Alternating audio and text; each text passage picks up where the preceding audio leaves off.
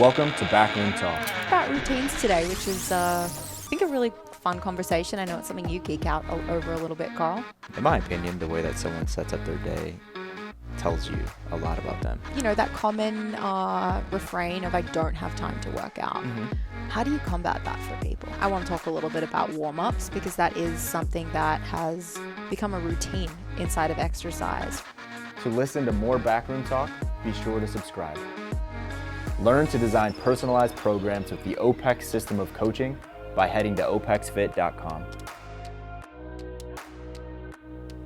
Hey guys, welcome to another episode of Backroom Talk. Important question, Carl. Which is the correct way to pick up and move an assault bike? Is it by grabbing the handles and tilting it towards you and then awkwardly navigating it around as it like wobbles from side to side? Or is it just gently leaning over, picking up the bag, and then just having this seamless wheeling movement that happens as you I feel like navigate? You're inceptioning the answer into my brain as you give me the two options. Well, I know your answer. So I have to go with the latter of you pick it up by the back. Yeah. You're an absolute animal if you pick it up by the handles and you allow that to wobble and you try to navigate and figure that out. You're just a monster of a human being. We think you're crazy. If you pick up an assault bike by the handles, pause this podcast, just go reevaluate your life because you're doing things wrong. Yeah, those are the same people that probably put the toilet paper on so it droops over instead of under. Oh, I never think about that. You know, that's not a thing that bothers me. There's a lot in life that bothers me, but that is not one of them. It bothers me because you can't like rip it. Yeah. Like the whole thing will fall if you try to just like rip it. I'm a bit of an annoying person. I never shut a drawer, or like if I open the cabinets in the kitchen cabinets are always open. And I know your eyes are so wide right now. And the toothpaste as well. Actually, in our wedding vows, Jacob and I had a few like jabs at one another, followed by some very like lovely things. But one of the things that I vowed or promised to do was to always squeeze the toothpaste from the wrong end. So you end up with just like a terrible, not a well squeezed tube of toothpaste. Yeah, that's I can get on board with that. Yeah. Squeezing the toothpaste from the top isn't it's not considerate for the next person that has to come and start from the bottom and get it. Yeah, so those are important things to be in your vows. Definitely so. Well, we're talking about routines today, which is I think a really fun conversation. I know it's something you geek out over a little bit, Carl. Yeah. I always find it interesting to understand. I think someone's daily routine tells someone a lot about that person that you're investigating. Obviously, a daily routine is what you're doing on a day-by-day basis, so that will obviously tell you a lot about someone. But in my opinion, the way that someone sets up their day tells you a lot about them. Not negative or positive. It's just it's very interesting. And even in when we teach coaches to do consultations and the initial consult and asking a client about what a day in their life looks like, there's a lot that you can take from that. And there's a lot that comes from the question is, does your day look exactly like this every single day? And they're like, no, that was just yesterday. If I were to tell you what Monday through Friday look like, it'd be completely different. So I think you can take a lot from that stuff. Yeah, and like you just kind of alluded to there, when people don't have any routine in place and like no one day looks the same, I think that says a lot about that person as well. And it definitely is harder as a fitness coach to work with that kind of person. And that's really one of the initial obstacles you almost have to overcome, because for us as coaches, our goal is to typically create consistency and exercise for our clients. We want to see high compliance. And when people aren't consistent, it's just hard to achieve. Like life gets in the way. The folks that don't make a consistent time, or at least some consistent practice throughout the week to exercise, they're the ones that do it for a month and then they end up falling off just because there's no backup, system in play. This is how I run my day. Even if shit hits the fan, I'm going to make sure I get this done. So I think a lot of fitness programs were either made or lost based on lack of schedule or compliance to a schedule. Yeah, I think it's beneficial to sit back and think about, how you can create some sort of routine in your day. Because if we don't have a routine, or if we don't have to in a non-habitual way, think about what we're doing every hour, our brains just get so filled with organizing, like, okay, I'm doing this, now I have to do this. But if that is built in as a habit or a routine, you don't have to think about those things. And you think about the people that wear the same clothes every single day, right? Like that's a very specific example of that routine. But those people don't have to spend any brain power in looking at like their closet or in their drawer and deciding I'm going to wear this, I'm going to wear that.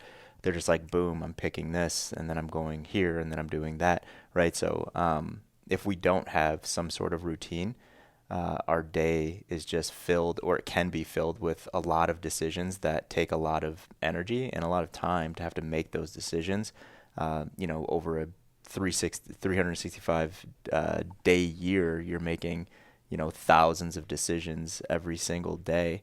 If you can take away a percentage of those decisions, you'll just have a lot more time. For sure. And I think of the example that's so obvious to the fitness coach, which is connected to nutrition, and where you have a client who potentially has some bad habits around nutrition. They keep a bunch of cookies in the pantry. There's always, junk food on hand at home, and they don't have good habits in place where, they consistently pack lunches to take to work, or they always have vegetables in the fridge because they always go grocery shopping on a Sunday, or they keep meat in the freezer so that's really easy to grab and defrost. When those systems and those routines around nutrition aren't in place, it becomes really easy to, instead of having to take a bunch of time to like pack lunch or cook a dinner that you hadn't really planned for, or order something, healthy at the cafeteria, instead you're just going to the default because you had to consciously make the decision to say, yes, I want this, or no, I want this instead. But when you take that decision-making process out, it's just a thing you do, so much easier to make healthy nutrition choices. Yeah, definitely. Yeah, I think as well, when we start to look at, principles around, routine and what routine should look like for most human beings, we can actually start to put in some rules where it's like, hey, we know these things to be true for most people. Based on that fact, you should probably consider doing this thing in this part of your day, that thing in this part of your day, so on and so forth. And as fitness coaches, you usually talk to your clients about that stuff as it relates to exercise. And I know we've all had clients that have had issues staying compliant in exercise. And a lot of the time, it isn't because they don't want to exercise. They just say, I can't find the time to exercise. So then you're like ripping their day apart, and you're like, okay, where can you find, 75 minutes to put in your calendar where, no matter what on this day, that this time is just for exercise. And when you think about it that way, they're like, well, I can put that anywhere. Now it's like, okay, great. Not everyone can put it anywhere, but let's say you did have a client that could. Like, okay, great. Now you start to have a conversation of like, think about times that you felt really good exercising or doing any type of movement. Are there any consistencies in the amount of, or the time of day in which you felt really good? And they're like, yeah, usually it's, in the morning when I wake up, I have a lot of energy and I feel like doing something physical. It's like, okay, let's put in your routine that you're going to exercise 30 minutes, 60 minutes after you wake up. And they're like, okay, cool. That 75 minutes is going there. And you can start to build someone's day on whatever the most important things are in their day. And, we can go a lot of different ways in terms of productivity, and just like how the human brain works and stuff like that. But as it relates to fitness and exercise, I think that's a good place to start with your clients. And now you're helping them build that routine, and they have something to, we talk about rhythm all the time, right? They have something to position that goal of being really compliant in exercise, and they can start to build a really solid rhythm around that thing. Yeah, the goal of creating that routine isn't just like, let's make sure this gets done during the week. It's let's figure out how to make sure it gets done, but also have the best possible experience doing that thing. And, you expand that out to your work day. It's like, are you going to do really tasky things when you're feeling like fresh and got a bunch of creative energy at 9 a.m.? Probably not. Schedule that for the afternoon and spend that time in the morning working on projects when, your brain is ready to go and you've got a bunch of creative juice. Yeah. Yeah, I think if we were to like break it down and we're like, okay, where should things go in the day? I think principally you should always wake up and do something for yourself, whatever that means for you. Some people enjoy meditation, some people enjoy reading and making themselves smarter or whatever the thing is. But it's like, I think you should always wake up and do something for yourself. And that's like a nice immediate win, right? Because you feel really good about that. You're like, okay, that's something I wanted to get done. I got it done and I can do this every single day. And then when we start looking at like workflow, I think, you do want to put, and you just said this, right? Like you want to put, we all have things that we have to do on a daily basis that we don't enjoy doing. You should do those things at the top of your day, because if you don't, it's just going to drag on, and that task or that thing is going to be even more dreadful when we have to do it at 3 p.m. So it's like, wake up, do something for yourself, continue once you start work, whatever work is for you, whatever those tasks are for that day, do those things first, and then just be done, right? Be done with that thing so it's not like looming over you for the entire day. And then now you can do something that you really enjoy. Or if you have other work that you have to get done, let's say you're a coach and you enjoy program design. It's like, okay, cool. This like shitty thing that I had to do with my monthly financials is done first thing. Now I'm going to use this next 2 hours in design training programs and communicate with clients. And then, also think about the way that you work, and that we're not able to work for 8 straight hours very effectively, and think about how you're breaking up your day to extend that energy out as far to the right as possible. And there's a lot of like lifestyle things and stuff like that we can, look at and assess and see if we need to, create some better ways of doing things on that end. But just to keep it specific to daily routines and how you're going about your day, I think it's interesting when you start to think about, when you get tired at 2 or 3 and everything that you're doing just feels like the worst thing in the world. You can actually, some people can actually change that, right? Like you can put the things that you really enjoy later in the day. Some people work office jobs, right? And it's like, I'm just like sitting down and I'm doing like this task of things all day, every day. It's like, yeah, that task of things, you can still use the same concept and put the shitty things up front and the things you not enjoy, because I don't know if anyone that works an office job that they're not connected to really enjoys anything they do, but the things you hate less. Yes, less drag. Later in the day. So yeah, I think that's a good start to thinking about like the first half of someone's day. Definitely.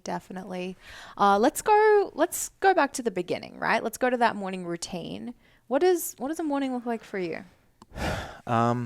Yeah, so I have 2 different morning routines based on like what I'm doing that morning. Some days I work from home, and some days I come in here and I work from the office. The days that I work from home, I wake up 4:45 to 5-ish. I have an alarm set for 5. Sometimes I wake up before that alarm. Sometimes the alarm wakes me up. I wake up, do my thing in the morning. So that first 30 minutes is like my me time. And my me time, I do different things that sit inside of there. That sounded kind of weird. It's like I do different things. I can't really talk about what I do in my me time. But usually it's efficiency related. So what feels really good for me is knowing that I'm going to have a good day. So my me time is like organizing all the things that I need to do that day, prioritizing the things I need to do that day. Always start my day with coffee with a little something in it. So I do that from a little something in it. A little something in it. Well, that's for a different episode. That's super secret stuff. 5 to 5:30. That's what I do, right? Like organize my day, have coffee.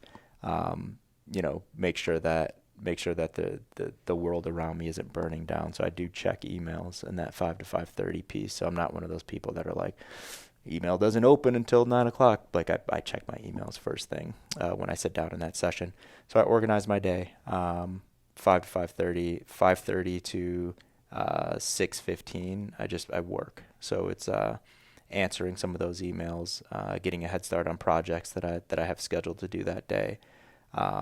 Just little pieces like that. So it's usually specific to just work. And then I exercise. So I exercise 6:15 to about 7:45. So go out in the garage, hit 75 minutes or so of exercise. by that time, Janice and the boys are downstairs, and breakfast is rolling. They finish breakfast, and then we go on a 30 to 45 minute walk in the mornings. After we come back, Janice takes them off. She goes to she takes them to school or camp or whatever they're doing for the day. At that point, I eat breakfast. After I eat breakfast, I shower, and then that's when my work day starts. And I segment my days out. Mondays, I'm doing more managerial strategy type stuff, financial stuff that's like I just want to get done on Mondays. Tuesdays is more project based. Wednesdays is my thinking day. So it's just all like strategies and head in the clouds day. Thursdays is another project day. And Friday's kind of a wild card where I do a bunch of different things. So I just make sure that most of my like bigger meetings are on Monday. So I'm, meeting with Steve on the tech side, Meg, you, Janice. So those are like just jam packed full of meetings. And when I sit down in the morning and I prioritize my day, it's a very short to-do list because I'm just like, I'm doing a bunch of meetings today. And at the end of the day, I'm okay with that because that's what that day is for. It's just like meet, sync, make sure everything's good. So that 9 a.m. to, 12 p.m. or 12 a.m., let's call it, or 12 p.m., let's call it. It's just doing whatever the biggest priorities are for that day. 12 to 1, no questions asked. And I know we've talked about this a few times. 12 o'clock, I don't care what is happening. I'm stopping and I'm having lunch. And I'm not having lunch while I'm doing another thing.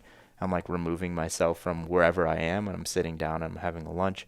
If it's here, I'm having it with staff, and then I always go on a walk. So if it's here, we all go on walks.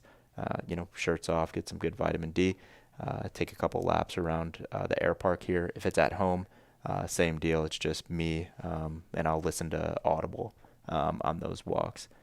So that's kind of my morning. And then days that I come into the office, it's very similar, but there's a commute there. Yeah. Well, this podcast has a very hard end time today, everyone, because we're running up into lunch. Yeah, so no matter what, we got some time still, but we have to finish by 12 o'clock. If you guys see me say peace, headphones off, it's 12 o'clock. It's a race for the microwave here to see who gets in first. Except on Wednesdays, because Wednesdays I always have a salad on Wednesdays. The biggest salad I can put together. Mark Sisson, big ass salad. Yep. That's something that stuck with me. That stuck with me as well. It's good marketing. So every Wednesday I have a big ass Mark Sisson salad. Every Wednesday and Sunday for lunch. Yeah. Well, obviously there's a lot of structure inside of there, right? Like you've got stuff pretty dialed in. I am curious about like the weekly themes. Monday through Friday, you've got a different theme connected to each day. Mm-hmm. Why do you do that? There's too much to do.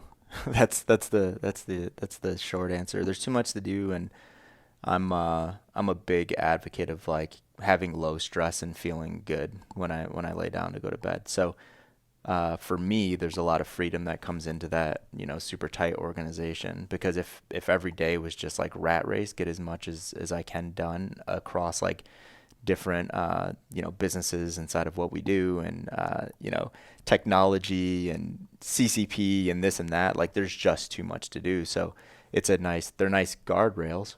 Sorry, Sam Smith, what do you call them? Bumper lanes. Bumper lane. Thanks, Sam. Yeah, bumper thingy things. Yep. Second episode in a row we're recording Sam. Yeah. Mm-hmm. They're good bumpers for me. Yeah. So that's why I put them in. So I'm good with myself at the end of the day, where it's like, this is what I got done. That's okay. It was the theme, and it's fun on a day-to-day basis because it's something new, right? If we're just like head in the sand and we're just like project based every day for a month, we're going to be so burned out at the end of it. So it keeps me fresh. It feels like every week kind of goes by like that a little bit when it comes to like work, because it's something different every day in terms of focus. Have you helped your clients apply anything like that to their lives and their fitness? Exactly. Yeah, a lot actually.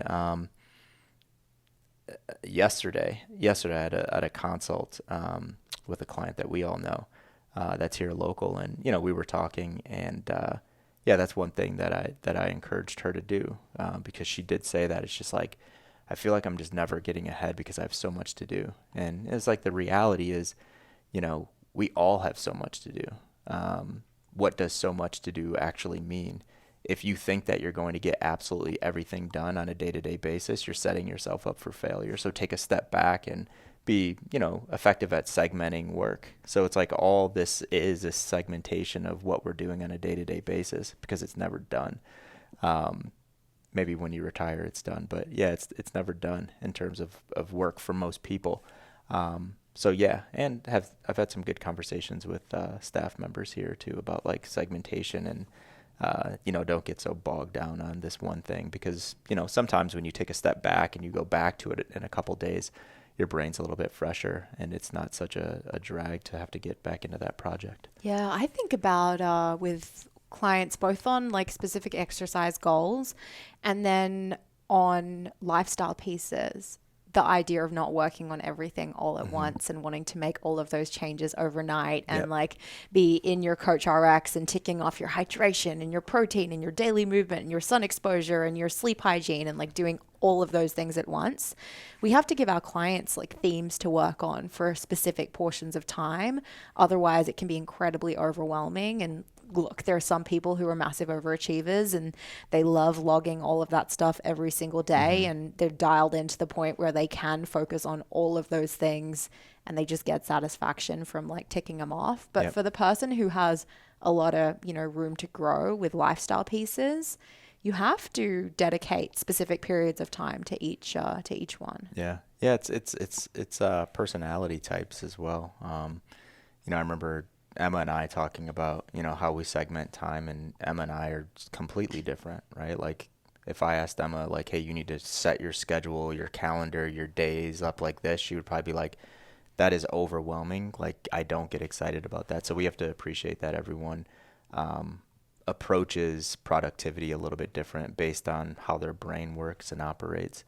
I'm not actually a very black and white person, but well, technically I am. My dad's black, my mom's white, but I work better when everything is like very clear, and when I'm very clear with myself and expectations of myself. So, I feel like that helps me not have high amounts of stress. Yeah, I know. I hear you on that. I was even looking at my calendar this morning, and I'm fairly good now at taking time to block out what I'm doing the next day, because I've got, these tasks that I want to achieve, and I set certain, times throughout the day that I'm actually going to work on them. And I had, a little bit of spare time. I finished one thing a little bit earlier this morning, and I was thinking about what do I need to do next? Like I should start working on this thing on my list. And then I looked at my calendar and I was like, wait, I'm doing that at 1 p.m. I don't have to do it right now. I can just like take a little breather, drink some water, be happy that I got the thing done that I wanted to do in this time, and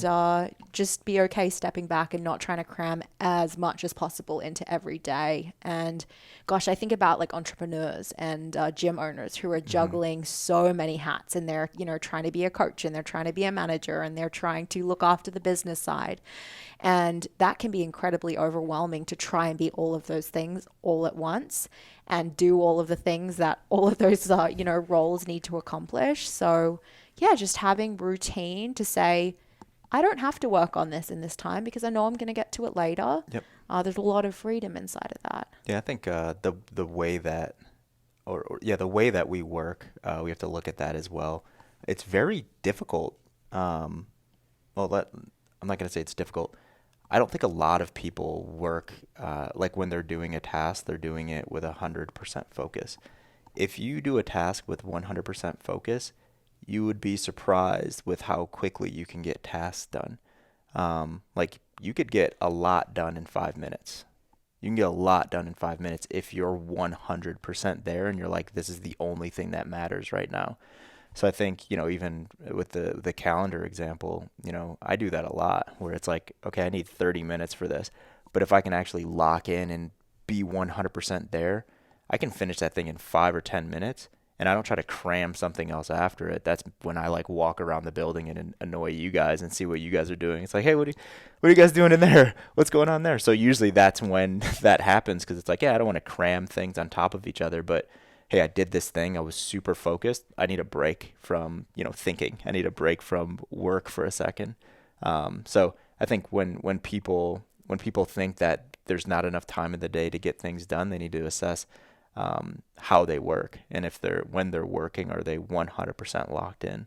Let's talk about that not enough time in the day kind of thing as it relates to exercise, because it is a common, objection you hear from clients who are trying to make it work. Before we go there, can you walk us through your morning routine really quick? Yeah, okay. Sorry, I was wondering that after I told you mine. Yeah, it's pretty consistent as well. Wake up at 5:30 to 5:45 every day of the week. I go downstairs, and if I had BJJ the night before, which I almost always did, I sit down on my iPad and I take notes on what I did, and I like visualize what I was working on the night before. And I find that quite like relaxing. It also really helps with retention. If I take that little bit of time to just jot down a few bullets, I really remember, the drills and movements that we worked on a lot better. So that's the first, 5-10 minutes of my day. Jacob makes me a coffee. I drink my coffee, which is pretty nice. It's an important part of the whole routine there. Drink some water. I'm then an email checker. So, in the first 15 minutes from waking up, I am opening up my inbox and I'm checking, is there any fires that need to be put out today? I feel better when I know if there is or isn't. Not that I'm going to address them like right then and there, but it just helps me prepare for what is to come. So if there's anything that I know is going to, throw a bit of a loop into the day, I'm like, it's okay. I've got this. I just don't want to find out about it last minute at 9 a.m. when I'm also trying to work on other things. So quick little email clean out. Then I'll, just do a little browsing of the internet, read some articles, and 2 or 3 days a week, I'm also program designing at that time for like one client. I really enjoy that. It's not the most efficient way to program, so I would not recommend it for coaches that like coach a bunch of clients and are looking to do the most efficient program design. But I work with a small handful of clients. It almost feels like I always, connect it to like doing a crossword. That's what it feels like for me, that process. So I'll spend a little bit of time on that and then, get out the door and come exercise. And it's either at OPEX, going for a walk, going for a bike ride, an hour and 15 of moving, take a quick shower, eat some breakfast and get to work. And that's my morning. Awesome. Yeah. A lot of synergies there. Yeah. Yeah. I think so. I think you tend to rub off on the people that you're around, right? Your morning routine's definitely influenced mine. Yeah. Oh, well. Yeah. I don't know where to go with that, but no, I'm kidding. Okay, so you were going into exercise. Yeah. So exercise routine. Yeah. So that common refrain of I don't have time to work out. How do you combat that for people? I know it's a really big question. Yeah, it is. It is a big question. I think the way that a lot of people approach that, or a lot of people, what's in people's heads when they say that is so different. But quite frankly, I don't hear that a lot. Yeah. Yeah, I don't hear that a lot. I hear that a lot from people that are like on the outside. Yes. You know what I mean? Like let's say it's a neighbor or something like that, and they know that you exercise, and they're like, I wish I had time to do that. But when it comes to like internal and coaches talking to new clients, or you know what I mean, like current clients, I don't think that's something that we hear a lot. I would agree with that. Because they're there already. They've already invested in that. But I think the bigger issue with like the time piece comes with the routine thing and the rhythm thing, where,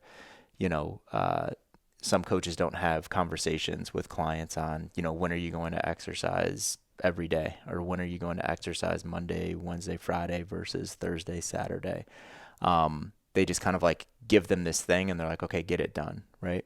And when clients aren't compliant to the program, it's usually because they're like, the day just happened and I just didn't have time to get it in because I ran out of time because it wasn't a priority for me.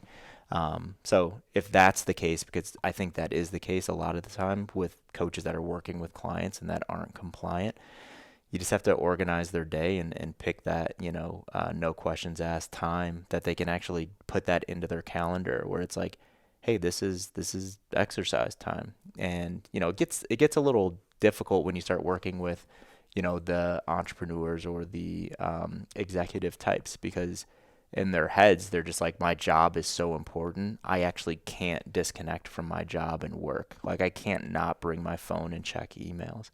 And this was that conversation that I had yesterday. It's like, do you care about yourself? And it's like, what do you mean? Yeah, of course I care about myself. It's like, what are your, like, why did you hire me? What's the point? Like, what's your goal here? And you know it in the back of your head, but you just want them to say that. And they're like, well, I want to age really well. And I want to age well. I want to feel good. I want my biomarkers to be solid. And it's like, okay, then you understand that you have to care about yourself to reach your goals, right? And they're like, yeah, of course. So it's like, so when can you give yourself that 45, 60, 75 minutes of no distractions? And they're like, okay, well, I could do it here. And it's like, okay, so how are you going to ensure that there's not going to be any distractions? Like, what do you mean? It's like, how about we don't bring technology into the gym when you go into the gym? How about you don't bring your phone and you're checking Slack and you're like, oh my God, I have to put this fire out, so I'm going to kind of hurry through the rest of this session, or I'm just going to leave now and then finish it later. So yeah, I think you just come to an agreement of, when that, no nonsense time that you can actually devote to yourself is. Yeah, I have one of those exec types, and it's definitely made improvements in consistency over the years, but it is just like a hard reality check sometimes. Yeah. Sometimes it's a health scare.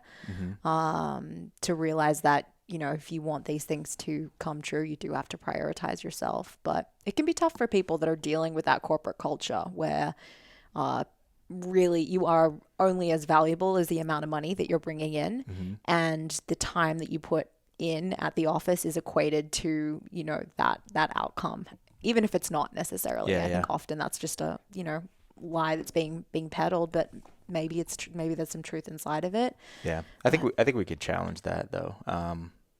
When we're having conversations with clients, no matter where they are with their profession, if it is someone that's working for another organization and they're like, like what I do with this organization is really important, I have to be connected. It's like you ask the question, it's like, would you give your life for that organization? You know what I mean? And it's like, yeah, of course not, right? Like, I don't own this thing.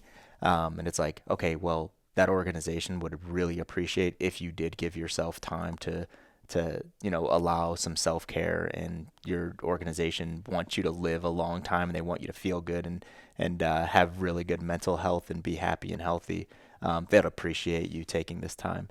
Or if it is the executive type or the entrepreneur type, it's a challenge of like, you're a bad executive or you're a bad entrepreneur if you can't step away from that thing for 60 minutes. And fires are happening where it's going to burn down your entire business if you're not there for 60. It's like, do you fucking sleep? So I think we can challenge it from both ends. And it's like, no one is that important, right? And if you are that important, you should have people working for you that can put those fires out for you. So I think you could challenge both of those if that's the answer. That's a tough pill to swallow, though, that last point you put out there, that no one is that important, because I think some people they do think they're that important, or at least they get caught up in telling themselves that story. Yeah. No one is. No one is. No. No.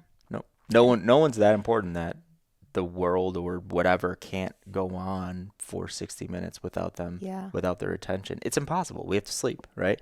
What happens when you sleep?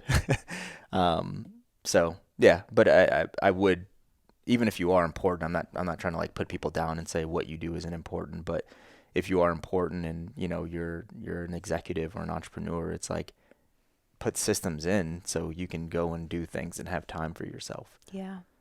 Let's talk about routines around exercise itself. Do you have any like kind of thing you do to get yourself like pepped up and ready to go? Like a little slap yourself in the face, splash water? I've gone through iterations of this. Today, not really. It depends on what I'm doing, right? Yeah. This morning, well, let me talk about the past 2 days because they've been different. Yesterday, I did some snatching and a bunch of resistance training. Before I put a bunch of load on the bar, I did some things with the barbell, kind of got comfortable in an overhead squat, hit a couple high hang snatches, shoulder was like, oh man, like I feel like I'm not reaching extension. Let me hang from the pull-up bar for a second here and kind of get the kinks out and then get rolling. That was yesterday. Today it was, I'm in my office. I'm like doing my thing prior to going in. I go in, high five you, go pee. I had a bunch of aerobic work today. Started the clock and just went. Yeah. So yeah, it just depends on what I'm doing. But if I'm doing something like of any levels of complexity, or like heavier loads, I want to make sure that my body feels good. So yeah, like if I have a kink here or there, I'm kind of like getting that thing out or working my way through it and then doing the thing that I'm doing. Yeah, I know you know where I'm going with this, but I want to talk a little bit about warm-ups because that is something that has become a routine inside of exercise for a lot of people. Like exercise is a routine for them, but an important stitched onto the beginning part of that exercise is taking possibly 10 or 15 minutes to go and warm up. And I've actually seen that be an issue for people where they think they need to do this long workup and they can't warm up and they can't get through the rest of their work, or they don't actually have the time to spend 90 minutes in the gym. And there's some important stuff to do in their A's through D's, but they feel like they need all of this stuff on the front end to get ready and get going. And if they don't have that, then they can't get to the rest of the good stuff. So yeah, I just want to have a bit of a discussion around where that routine came from and whether it's actually important. Yeah, I don't know where it came from. I think, it probably came naturally, kind of the story that I just told of people feeling like they need to do something to feel better. So it's like that, or it came from, papers saying that, there's some potentiation things that you should do prior to doing this other thing to, perform this thing at its maximal potential.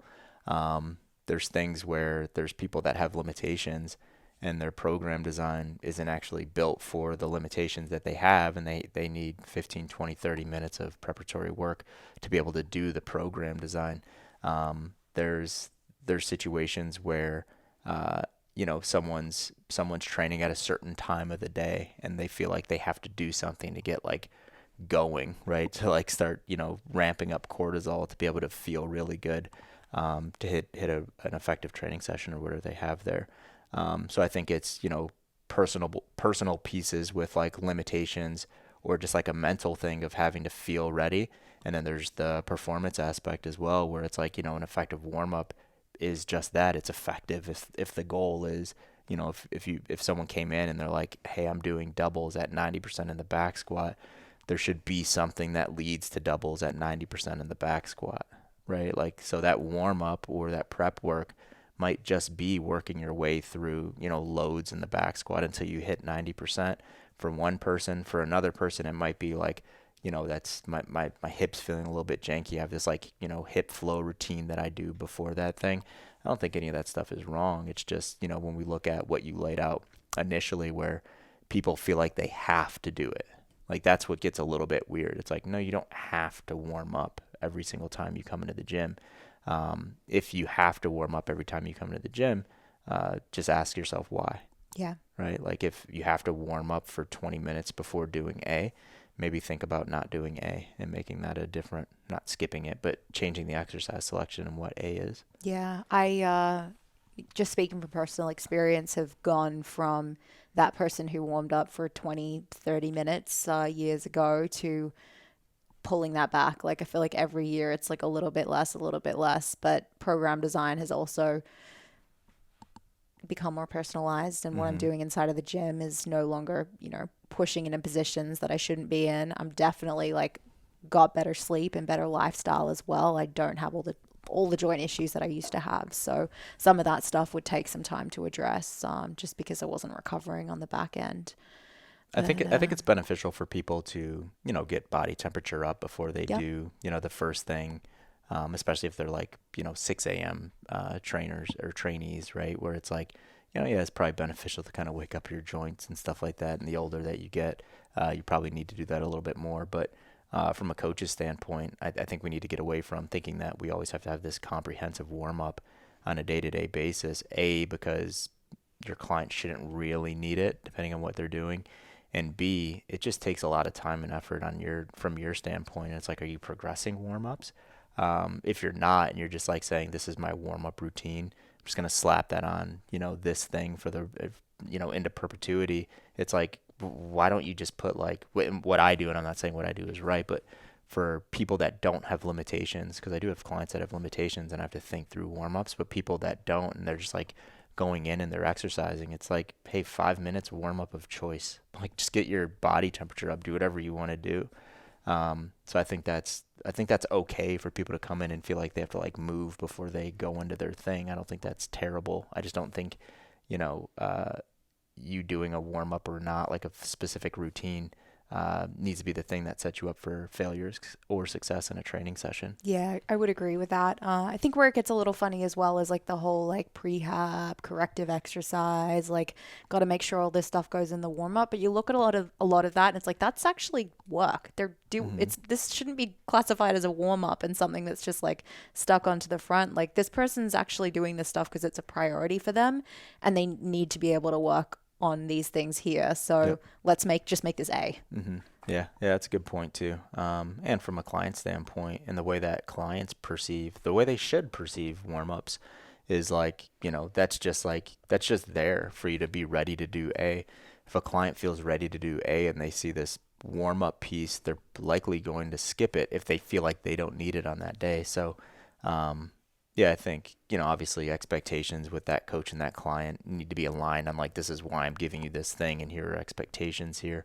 But I agree. If it is something that is really important, just put it in A. Yeah. The thing I think that is less valued, but possibly more important is the cool down. And I'm like the worst at making time for this. So I shouldn't say that like I practice what I preach here, because I don't. Like I'm tending to be running from the gym, like straight to take a shower, straight to my desk. But for clients that do have the room in their schedule to be able to like take a 10-minute walk post session, just bring their system down a little bit, get some sun exposure, because you work with people who otherwise are not going outside of the office during the day. If they can take a 10-minute lap outside after a workout, like that's super beneficial. Yeah. I mean, you nailed it, right? Like bring the systems down and all of that. So the work that you're doing in your training session, that's going to influence if you need to do a cool down. If you're doing, lactic endurance sets, you better be doing something before you go sit down and eat and like get on Zoom calls.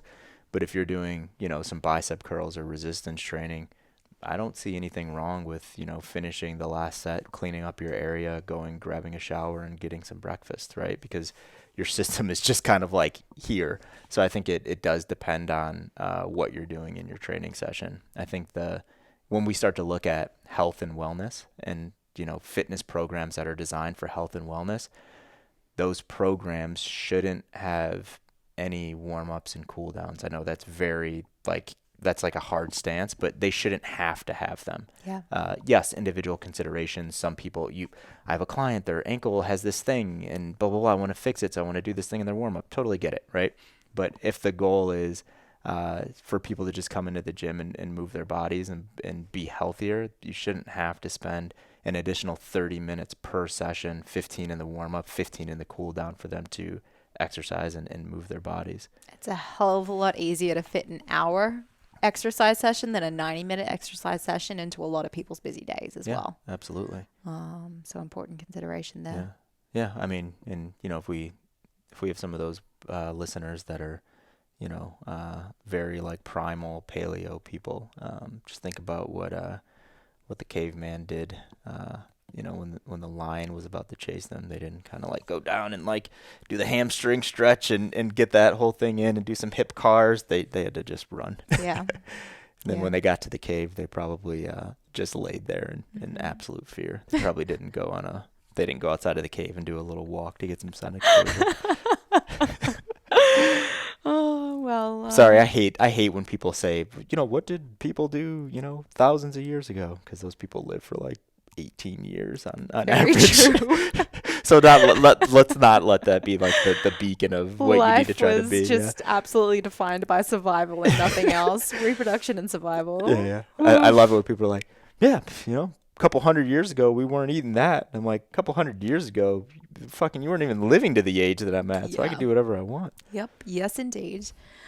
Anything on evening routines you want to hit real quick? I know that lunch hour is approaching. We have 60 seconds. For the people, I will go past 12 for the people. Yeah. Evening routines. In terms of what? Like what you do and why it's important. Me personally. Well, if you want to share. Or is this just I'm not gonna go too much? I'm not gonna go too late. Yeah. If you know what I mean. Ooh. Zinger. No, yeah, evening routines. It's my day starts to wind down at like 2. Mm-hmm. In terms of like what we talked about before, like the intensity of work that's being done, the importance of meetings that are happening, things like that. It like wind down occurs. So usually it's, project work or tasks or whatever it is that's kind of like a little bit, not mind numbing, but I can do without being 100% in. For sure. So my afternoons are usually me multitasking, which is not the most efficient way to do things, but the work that I'm doing, it doesn't need 100% of my attention. So usually I'm like, listening to a podcast while I'm doing work, or I'm, listening to an Audible or something like that while I'm doing work. And I try not to schedule any important meetings for the afternoon either, because my brain just isn't as like fresh and into it in the afternoon, and I know that about myself, so I try to like avoid that stuff in the later afternoons. So yeah, kind of start winding down. I finish up work a lot earlier than some people would expect, but probably in that 4 to 5 o'clock range is when I'm like starting to wrap it up. So I'm not big into like I need to work 80 hours a week to feel like I'm successful. Not to say that people that work 80 hours a week don't need to, because there's some people that do. But we have such a great team here. I actually don't need to work at all. I just sit back and high five people. That's all Carl does. He brings us snacks. But yeah, I start wrapping it up 4 or 5. Evenings are 100% focused on family every day, every night. So if I'm here, I'm picking up the kids from school or camp on my way home. Go home, have dinner with the family. Usually there's some extracurricular activities that the kids have, and it's, eating and then getting them to those things.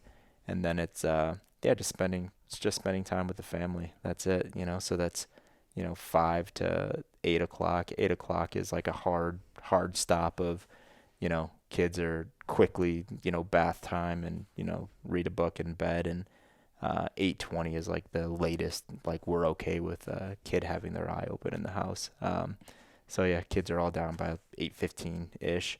And then it's like, I'll do a little bit of like junk TV, 8:15 to 8:45 or 9 o'clock, and then, wrap it up at, 9.